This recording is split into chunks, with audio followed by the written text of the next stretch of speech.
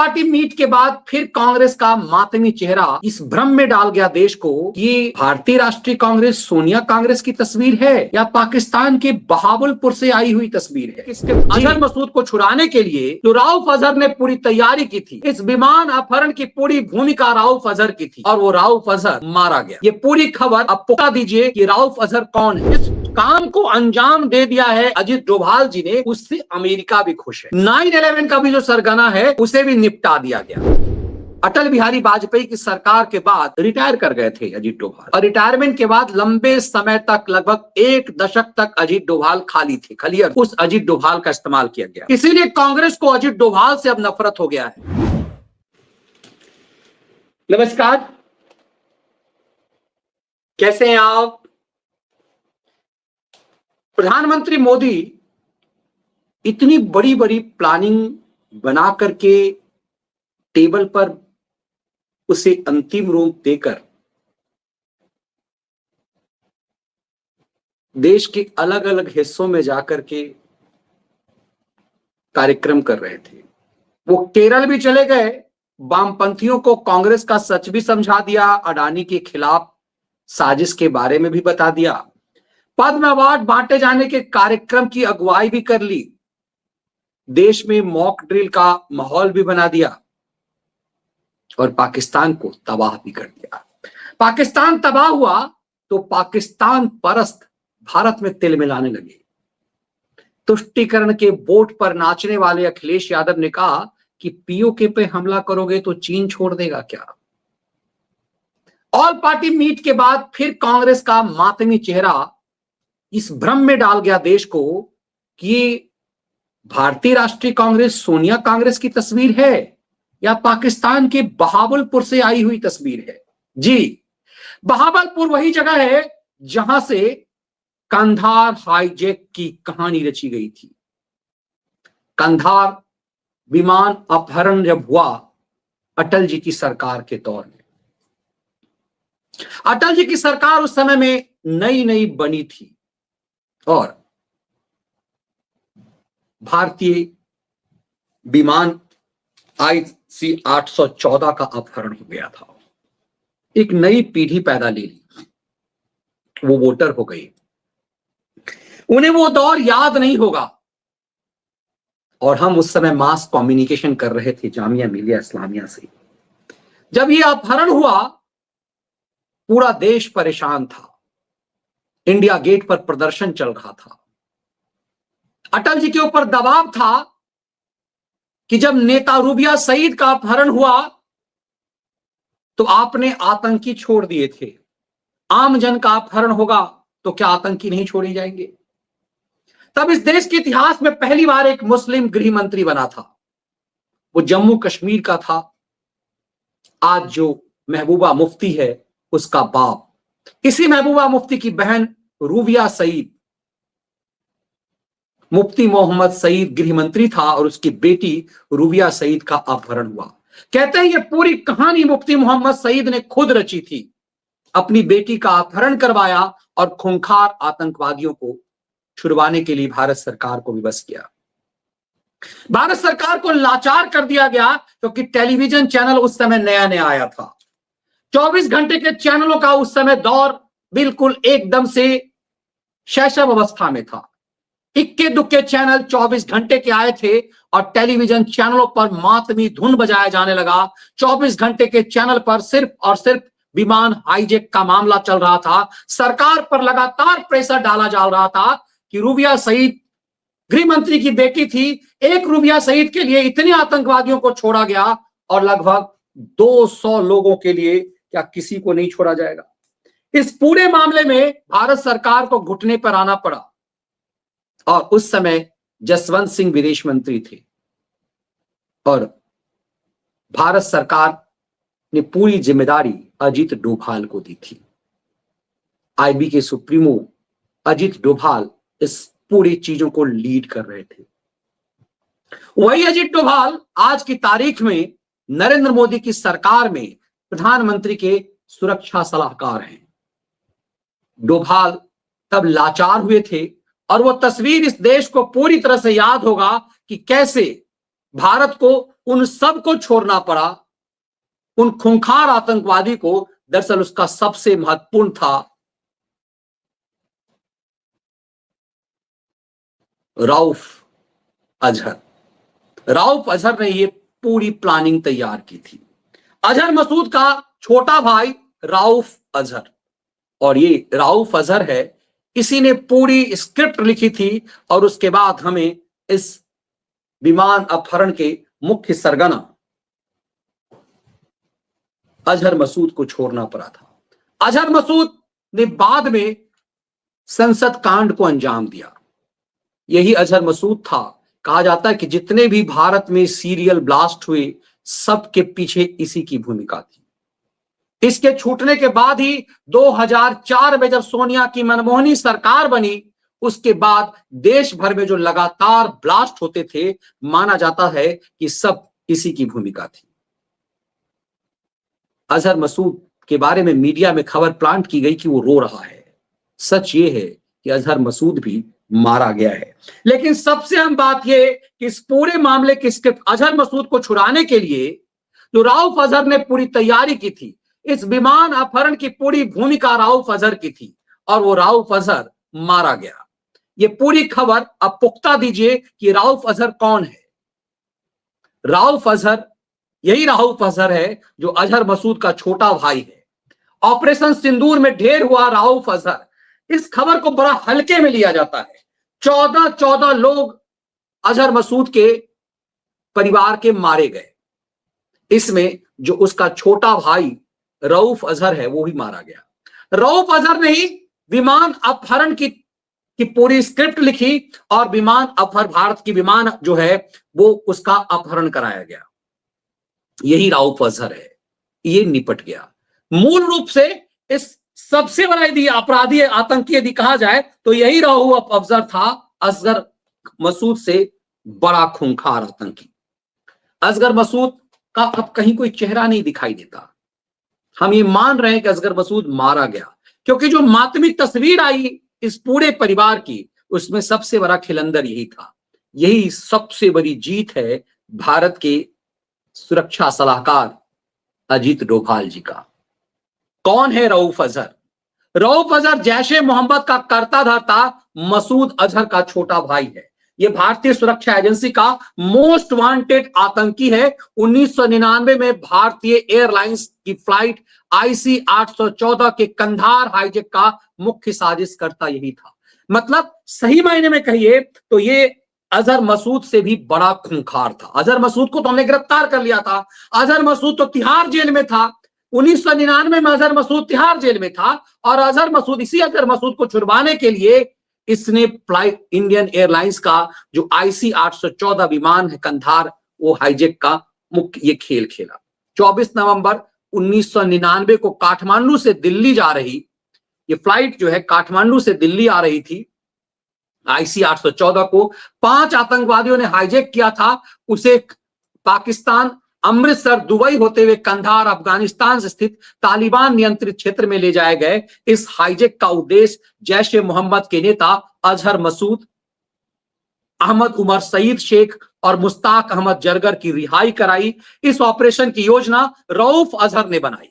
अब सोचिए, यही रऊफ अजहर है जिसने इस पूरे ऑपरेशन की भूमिका बांधी थी। रऊफ अजहर जैश ए मोहम्मद में मुख्य रूप था। रऊफ अजहर का जन्म 1975 में हुआ। बचपन से उसकी जिंदगी में ऐसा जहर घोला गया, और केवल 24 वर्ष की आयु में उसने 814 IC 814 को हाईजैक किया, जिसका मास्टर माइंड था। अब सोचिए, तब आपको समझ में आएगा कि सही मायने में जिसको हम और आप सबसे बड़ा खूंखार आतंकी मानते हैं, वो असल में रऊफ अजहर ही है। उस रऊफ अजहर को निपटा दिया गया। और यह खबर जब आई कि रऊफ अजहर मारा गया, तो दिल को तसल्ली मिली, और तब यह लगता है कि कितने प्लान के साथ सब कुछ हुआ, कितने प्लान के साथ सब कुछ हुआ। और इस पूरे प्लान को अंजाम दिया है अजीत डोभाल ने। अजीत डोभाल जो 370 खात्मे के बाद सबसे बड़ी भूमिका उन्होंने लिखाई, और 370 जब खत्म हुआ तो कश्मीर की स्थिति सामान्य हो पाई। यदि कश्मीर की स्थिति में 370 का आज खात्मा नहीं होता तो आज समझ लीजिए कि जो कुछ भी हम कर पाए, चाहे वो सर्जिकल स्ट्राइक हो, चाहे फिर आज की तारीख में हम अपनी जमीन से पाकिस्तान को तबाह करने का, वो कतई संभव नहीं हो पाता। अब जरा इस बात को समझिए कि क्यों मैं कह रहा हूं कि अजहर मसूद से ज्यादा खूंखार आतंकी था ये रऊफ अजहर, क्योंकि रऊफ अजहर ने, अजहर मसूद तो गिरफ्त में आ चुका हुआ था साहब, अजहर मसूद को तो हमने गिरफ्तार कर लिया था, तिहाड़ जेल में बंद था, लेकिन उसे छुड़वाने के लिए जो इतना बड़ा भारत के को कलंक लगा, ये विमान का जो अपहरण हुआ, उसमें बहुत भूमिका थी। और तब ये समझ में आएगा कि इस विमान उपकरण में क्या इंटरनल आतंकवादियों की भी भूमिका थी क्या, सफेद पोस्ट जो सत्ता के केंद्र में बैठे आतंकवादियों की भूमिका भी थी क्या, ये कौन कौन रिहा किए गए थे। मौलाना असूद मजहर, इसी शातिर आतंकी ने साल 2000 में आतंकी संगठन जैश ए मोहम्मद का गठन किया। इसके बाद इसने, जब अपहरण के बाद इसने जैश ए मोहम्मद का गठन किया, जिसका नाम 2001 के भारतीय संसद हमले पे हुआ। तो सोचिए कि इसके बाद क्या क्या हुआ। यदि रऊफ अजहर ने यह काम नहीं किया होता तो संसद पे आतंकी हमला भी संभव नहीं हो पाता। अहमद उमर शईख इसमें शामिल था। इस आतंकवादी ने 1994 में भारत में पश्चिम देशों के पर्यटकों का अपहरण करने के मामले में इसे गिरफ्तार किया गया था। और आतंकी डैनियल पर्ल की इसने हत्या की। अब जरा इस बात को समझिए, डैनियल पर्ल कौन था। डैनियल पर्ल जो है वो पाकिस्तानी पत्रकार, अमेरिकी पत्रकार था, और अमेरिका में 9/11 के हमले की योजना तैयार करने में भी इसकी भूमिका थी, ये माना जा रहा है। तो सही मायने में समझिए कि जिस काम को अंजाम दे दिया है अजित डोभाल जी ने, उससे अमेरिका भी खुश है। 9/11 का भी जो सरगना है उसे भी निपटा दिया गया। तो 26 साल पुराना जो कलंक है उसे धो लिया गया। और वो ये वही कलंक है जिसको लेकर के भारत की विपक्षी पार्टियां अक्सर भाजपा पर हमला करती है। अटल जी की सरकार इस बात के लिए तैयार नहीं थी कि आतंकियों को छोड़ा जाए, लेकिन लगभग 200 परिवार, 197 फैमिली थी टोटल क्रूज मेंबर के साथ साथ, उनका दबाव था। रोज प्रोटेस्ट इंडिया गेट पे होते थे। टेलीविजन चैनलों पे उन देश के तमाम हिस्से में जो वो लोग थे, फैमिली जो थी, उनके बाइट, उनके रोने कराहने की आवाज सुनाई जाती थी। और सरकार पर प्रेशर विपक्ष के द्वारा बनाया जाता था। संसद में हंगामा हुआ और अल्टीमेटली सरकार इस बात के लिए तैयार हुई कि आतंकी अजहर मसूद को छोड़ा जाए। अजहर मसूद छोड़ा गया और उसके बाद 2 दशक तक ये सब कुछ होता रहा। इसकी परिणति अब देखिए कि भारत ने न सिर्फ सर्जिकल स्ट्राइक में, ऐसा माना जाता है कि अजहर मसूद को बहुत पहले ही मार दिया गया, और लगातार हमारे जो अज्ञात वीर है वो निपटा रहे थे। अज्ञात वीर आने वाले समय में रऊफ अजहर को भी खत्म कर देते, लेकिन रऊफ अजहर बच रहा था। अब इस सर्जिकल, इस भारत के राफेल के द्वारा इस हमले को समझिए। दरअसल जो बहावलपुर इलाका है, जिस इलाके में अजहर मसूद रहता है, वो राजशाही इलाका था। पाकिस्तान बनने के समय में उस दौर में 7 करोड़ रुपए बहावलपुर के राजा ने दिए थे। उसी बहावलपुर के इलाके में अजहर मसूद का 25 एकड़ इलाके में ये पूरा आतंक का सेंटर है, जहां पर वो मस्जिद, जिस मस्जिद का वो सेंटर चलाया करता था रऊफ अजहर, उस मस्जिद को भी नष्ट कर दिया गया। और इसी में एक बहाना बनाया गया कि उस मस्जिद में जो 2 महिलाएं मारी गई, तो लोग सवाल उठाते हैं कि जब मस्जिद में तो महिलाएं होती ही नहीं है, तो ये मस्जिद कौन सी मस्जिद थी। अब उस पूरे चीजों को जो सबसे पहले स्ट्राइक किया गया पूरे उस सेंटर में, कि 14 और कहीं इर्द गिर्द नहीं, किसी भी रिहायशी इलाके में कोई ब्लास्ट नहीं किया गया।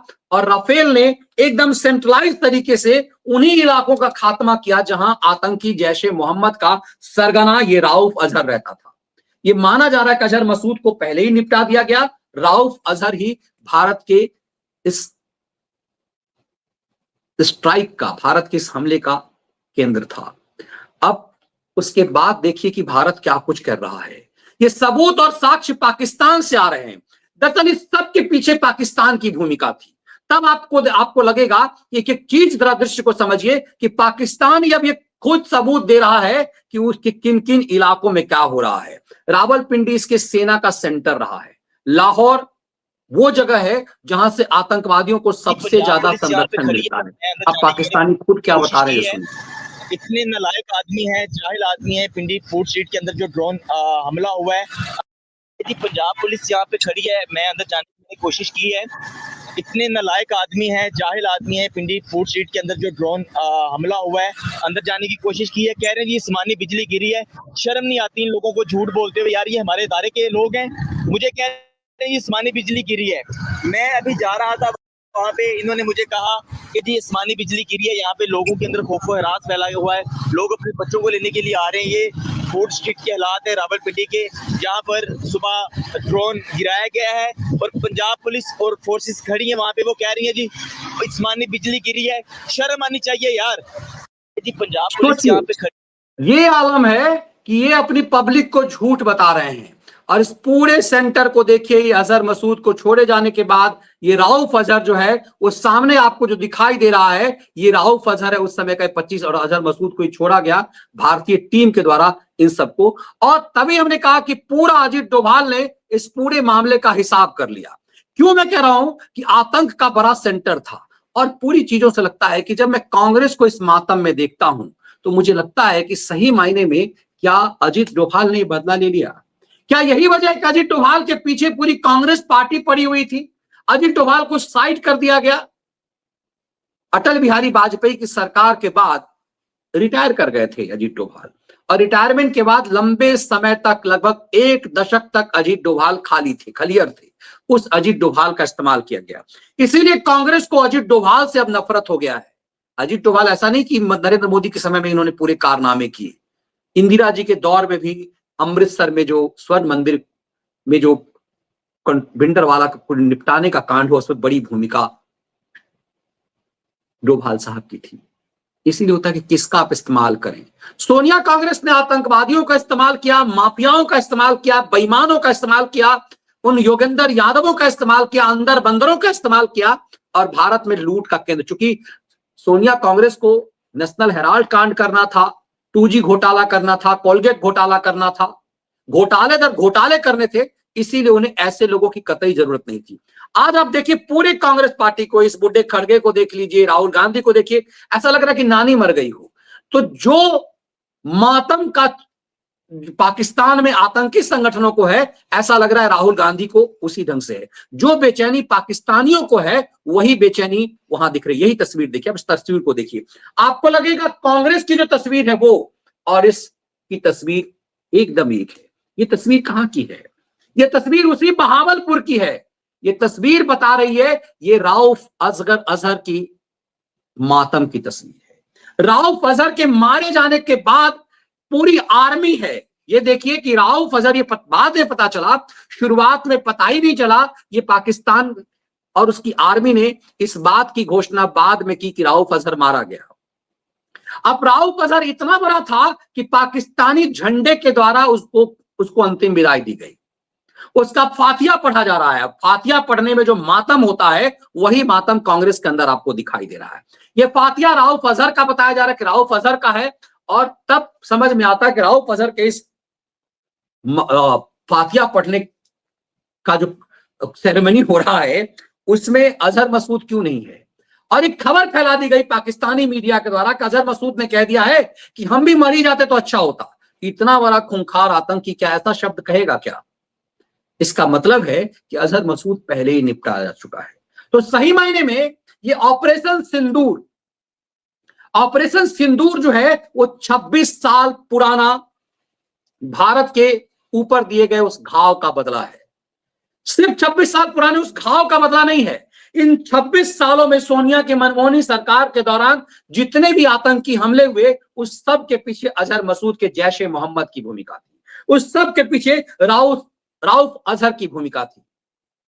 इन सबको निपटा दिया गया। सही मायने में तो कहा जाता है कि निष्कंटक एक तरफ से कर दिया गया, और पूरी तरह से आतंकवाद का खात्मा है।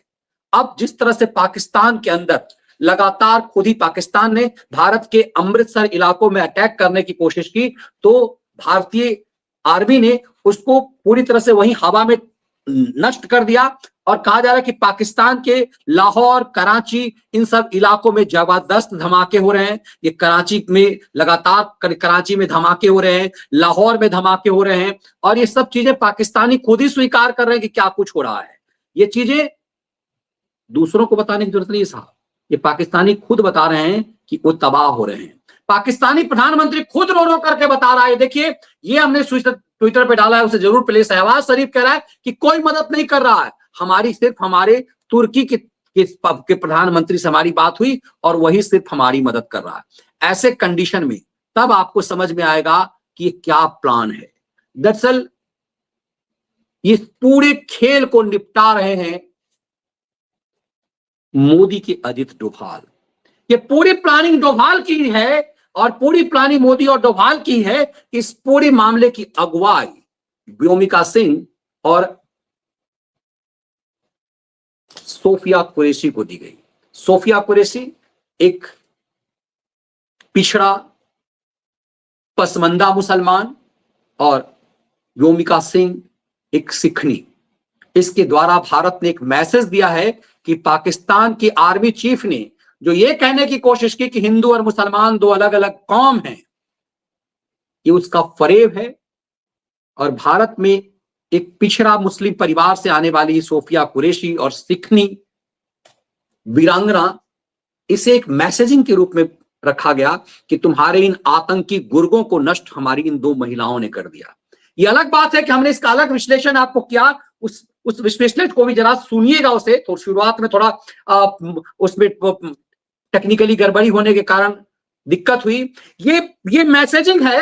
इन दो महिलाओं को मैदान में उतार करके भारत ने पाकिस्तान के गाल पर थप्पड़ मारा कि तुम्हारे उन खूंखार आतंकियों को हमारी इन दो महिलाओं ने निपटा दिया। पाकिस्तान में यही भ्रम है। उस शोले फिल्म का डायलॉग घूम रहा है, कितने आदमी थे, दो सरदार। इसमें कहा नहीं कितने आदमी थे, दो नहीं, दो महिलाएं थी सरदार, महिलाएं दो थी और दोनों ने निपटा दिया। इसके माध्यम से न सिर्फ बाहर की बल्कि अंदर के इन वामपंथी उग्रवादी गुंडे जिहादियों को भी निपटा दिया, जो सोफिया कुरैशी में एक मुसलमान देख रहे हैं। लेकिन आज भी यह माना जा रहा है कि इन जिहादियों के नायिका ये सोफिया नहीं हो सकती। जैसे अब्दुल कलाम को इन्होंने अपना अब नायक कभी नहीं माना। इनके नायक हमेशा बुरहान बानी रहे, इनके नायक अजमल कसाब जैसे लोग रहे। इसीलिए जब ये मैसेज आता है तो सच आता है कि इस असली चेहरा क्या है। सोफिया कुरैशी तो बनाया गया, लेकिन इस बुर्के वाली को सुनिए तब आपको समझ में आएगा। कहीं ना कहीं टेररिज्म के लिए हुआ, राइट? तो किस तरीके से देख रहे हैं जो इंडियन जो लेडीज होती है उनके लिए सिंदूर काफी जरूरी होता है, कहीं ना कहीं उस दिन सिंदूर पर हाथ दिया गया, तो किस तरीके से आप लोग देख रहे हैं? हाँ, गलत हुआ है ये कि जो इंडिया कर रहे पाकिस्तान के ऊपर, तो वो गलत हो रहा है। इंडिया जो पाकिस्तान के ऊपर कर रहा है वो गलत हो रहा है। हाँ, क्योंकि किसी का पानी नहीं रोकना चाहिए। और वो जो मार रहे घुस करके, तो ये तो भी क्लियर नहीं हुआ है ना कौन मार, तो इधर आओ ना। ये दिखा रहा है मानसिकता। आप कितना भी छुपाने की कोशिश करेंगे अपने आप को, सोफिया के चेहरे के पीछे छुप नहीं पाएंगे। प्रधानमंत्री मोदी ने एक बार, वही आखिरी बार मौका दिया है, सोफिया के सहारे मौका दिया है कि अपना चेहरा जरा साफ कर लो। तुम्हारी नायिका सोफिया होनी चाहिए, ये बुर्का परस्ती नहीं। तो ये अलग अलग चीजों को लेकर के यदि आप देखिए तो पूरे परिप्रेक्ष्य में पाकिस्तान को एक मैसेज दे दिया गया है, गाल पर थप्पड़ मारा गया है कि दो हमारी महिलाओं ने एक मैसेजिंग के रूप में, राफेल ये नहीं चला रही थी, लेकिन पाकिस्तान को एक मैसेज दे दिया गया है कि दो हमारी महिलाओं ने तुम्हें नस्ते नाबूद कर दिया है। अजित डोभाल ने जो पूरा ये स्क्रिप्ट लिखी, ये जो पूरी तैयारी की प्रधानमंत्री मोदी के नेतृत्व में, उसमें बहावलपुर में जो तबाही और बर्बादी बहावलपुर की हुई, उसमें जिसकी बर्बादी हुई, उस फैक्ट को समझने की जरूरत है कि वो था कौन। दरअसल डोभाल ने सही मायने में 26 साल पुराने उस घाव का बदला लिया है। पाकिस्तान की ऐसी तबाही कर दी है कि उसका अपने पांव पर खड़ा होना लगभग असंभव हो गया है। ये सिलसिला जारी रहनी चाहिए। पाकिस्तान की तबाही का सिलसिला क्रमबद्ध रूप से यूं ही जारी रहनी चाहिए। ये वीडियो विश्लेषण आपको कैसा लगा? इसके कंटेंट पसंद आए वीडियो को लाइक और शेयर जरूर कीजिए। जय हिंद।